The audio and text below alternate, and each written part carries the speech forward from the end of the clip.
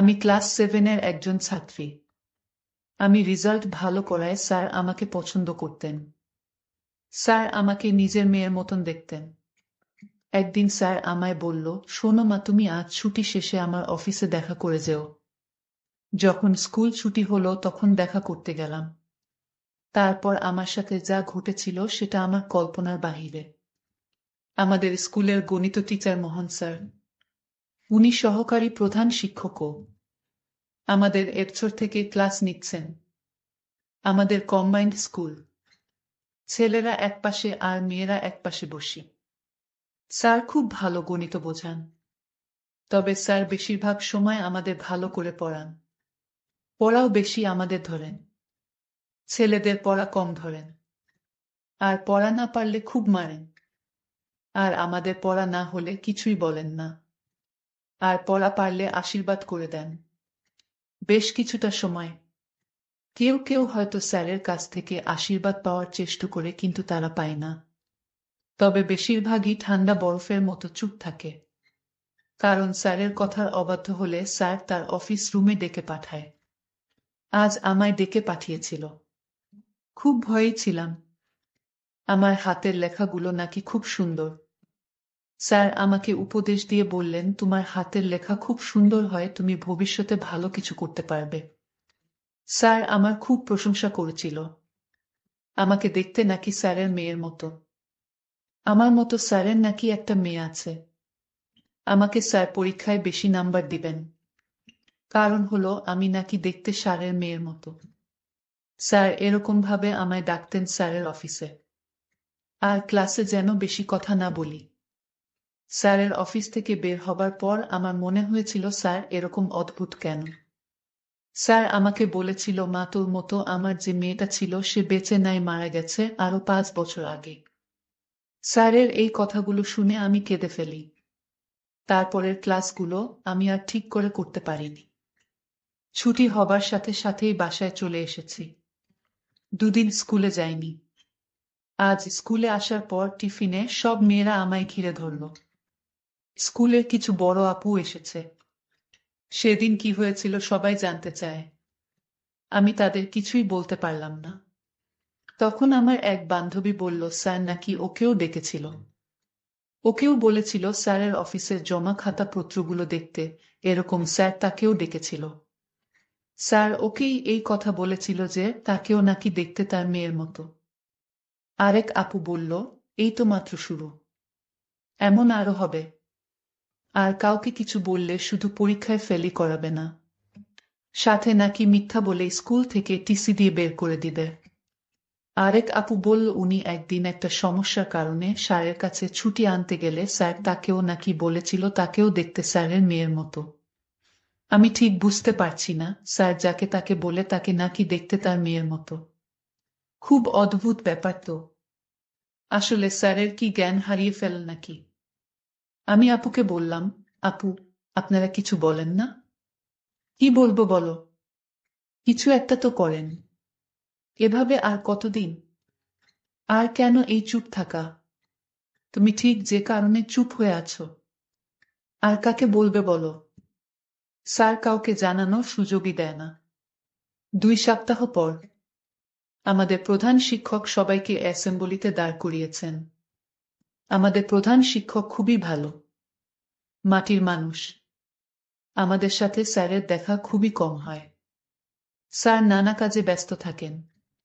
তবে যখনই দেখা হয় আমাদের সাথে খুব হেসে মায়া দিয়ে কথা বলেন। কিন্তু আজ স্যার হাসছেন না। সবার দিকে কেমন করে তাকিয়ে আছেন। হঠাৎ করেই বলা শুরু করলেন, আমাকে তোমরা ক্ষমা করো। আমি তোমাদের যোগ্য নই। আমি স্কুলটাকে আদর্শ স্কুল করতে গিয়ে তোমাদের দিকেই খেয়াল করিনি। তোমরা কিসে কষ্ট পাচ্ছ বুঝতে পারিনি। আজ থেকে কোনো শিক্ষক কাউকে মারবেন না। তোমরা আর শিক্ষকের কাছ থেকে অবহেলাও পাবেন। তোমাদের আর কোনো শিক্ষক মারতে পারবে না। আর আজ থেকে ছেলেদের সকল সমস্যার জন্য একজন পুরুষ শিক্ষক আর মেয়েদের জন্য মহিলা শিক্ষক থাকবে। নিজেদের সকল সমস্যার কথা তাদের জানাবে। ছুটির প্রয়োজনে তারাই ছুটি দিবে। এরপরও কারো সমস্যা থাকলে আমায় জানাবে। দয়া করে কেউ চুপ থাকবে না। পরে আমরা জেনেছিলাম স্যারকে কে যেন চিঠি দিয়ে সব জানিয়েছিল। স্কুলের শিক্ষকের এরকম লেখাপড়ায় অবহেলা করার জন্য তার বিরুদ্ধে চিঠি লিখেছিল। আমি স্কুল থেকে বাড়ি ফিরলাম আর মনে মনে চিন্তা করলাম, স্যার যাকে তাকে নিজের মেয়ে মনে করে। এটা তো একটা অদ্ভুত ব্যাপার।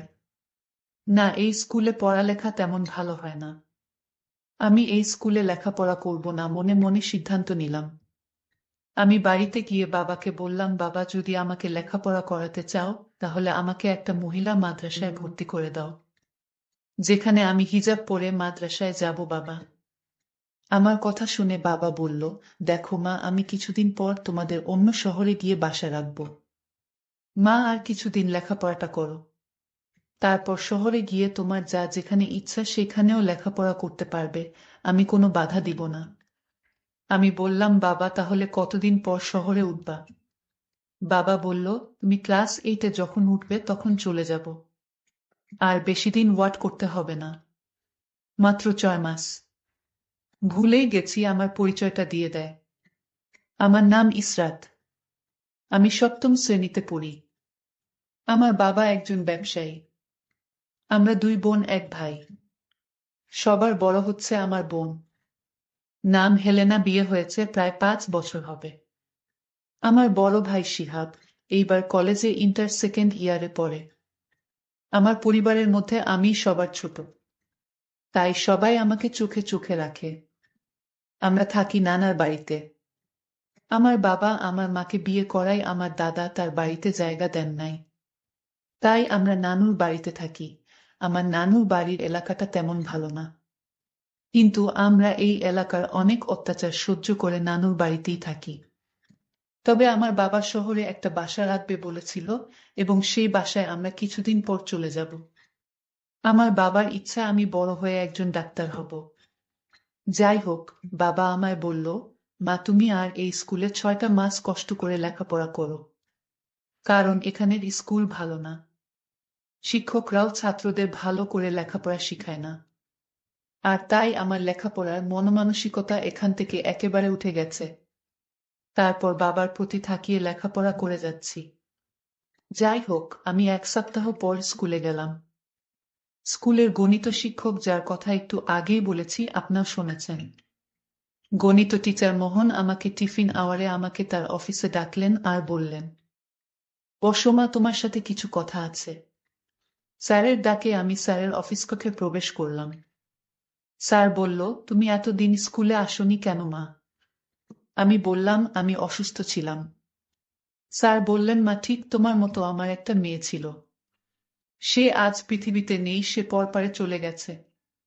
আমার মেয়ের সাথে তোমার চেহারার অনেক মিল আছে। আমি স্যারের কথাগুলো মন দিয়ে শুনছিলাম। স্যার এসব কথা বানিয়ে মিথ্যা বলছে, এটা আমি ভালো করে জানি, কিন্তু আমি স্যারের কথাগুলো শুনছিলাম। স্যার বলল, স্যারকে আমি বললাম, স্যার আপনি তো আমার বাবার মতো, আপনি মিথ্যা কথা বলেন কেন? কেন মা, আমি আবার মিথ্যা বললাম কখন? আচ্ছা স্যার, আপনি বলেছেন আমি দেখতে আপনার মেয়ের মতো। আমার চেহারার সাথে আপনার মেয়ের চেহারার অনেক মিল আছে। এই কথা কয়জনকে বলেছেন স্যার? স্যার অবাক হয়ে বললেন, মা, তুমি কি বলছো? আমি তো শুধু তোমারে বলেছি তুমি আমার মেয়ের মতো। সত্যি বলছি, আমি আর কারো মাঝে আমার মেয়ের চেহারা দেখতে পাইনি। আচ্ছা মা, তোমাকে কে বলেছে আমি মিথ্যা কথা বলেছি? প্রিয় বন্ধুরা, সবাইকে ঈদ মোবারক জানাই।